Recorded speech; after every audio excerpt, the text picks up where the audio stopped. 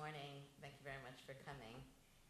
What I'd like to do is give you an overview of what I've been doing here for the last few days, and then let's open this up for some discussion. So as you heard, this is a new position that was created in the State Department last year by President Obama and Secretary Clinton. The purpose of this position is to help integrate the needs of disabled individuals into the work in our foreign policy. In the United States, progress has been made over, I'm 62 years old. I think it's always important to let people know that my life as a citizen of the United States has changed over the years. I had polio when I was 2 years old, and at that time in the United States, nothing was accessible, and I was also denied the right to go to school because I was in a wheelchair. There were no ramps on the street, the buses weren't accessible, the trains weren't accessible. It was really difficult, not just for people with physical disabilities, but with other disabilities, to really be able to obtain a quality education and look at the prospect of employment.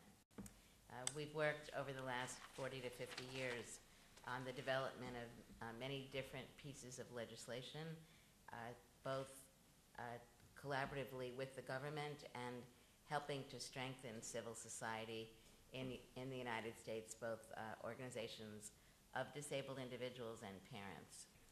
While there have been very positive changes that have been made, there are still many barriers that exist in the United States for many disabled individuals to become truly equal members of our society.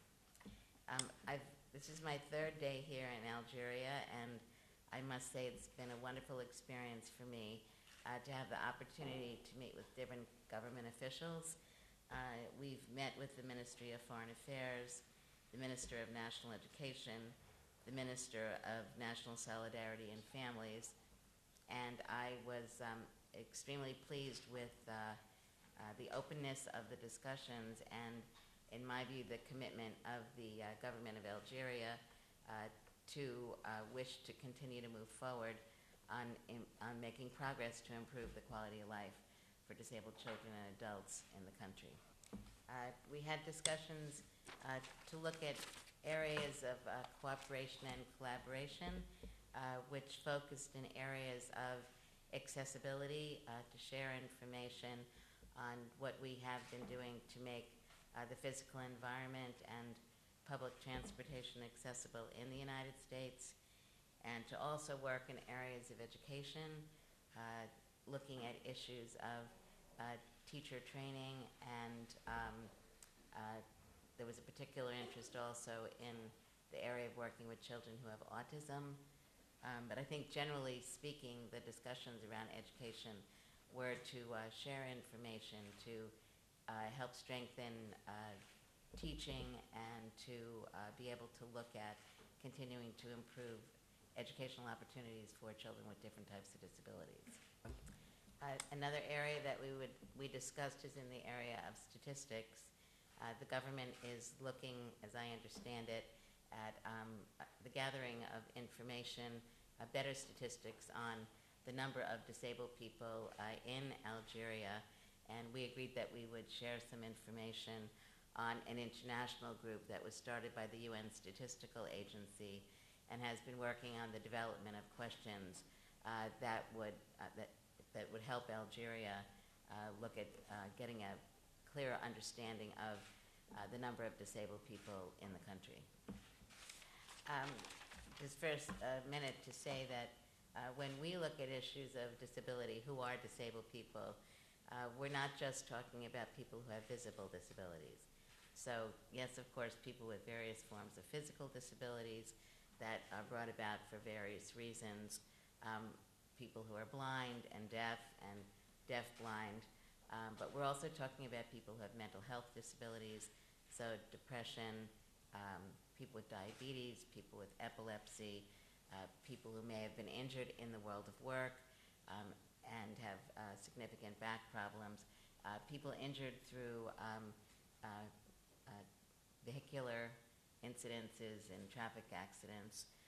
It's a broad area, and the reason why I think it's important to be able to have a clear understanding of not only the number of people but the needs of people is, as you move forward, as all countries move forward in the development, it enables us to more clearly develop our policies so that we can help ensure that we're effectively working with people.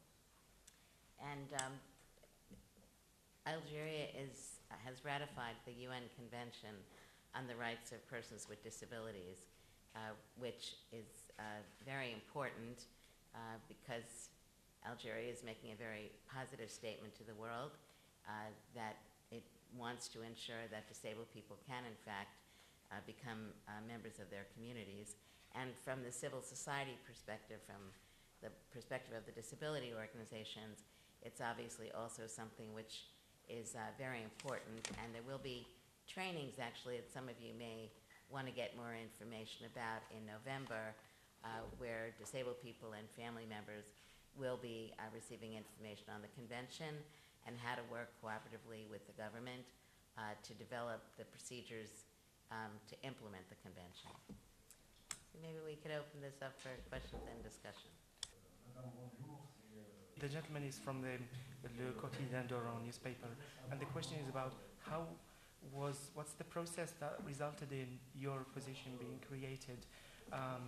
It's certainly not fortuitous, and were there any pressures from NGOs or from parents of disabled people, or were there any work that led to the creation of position? How was the position created in the first place? Thank you. It's a very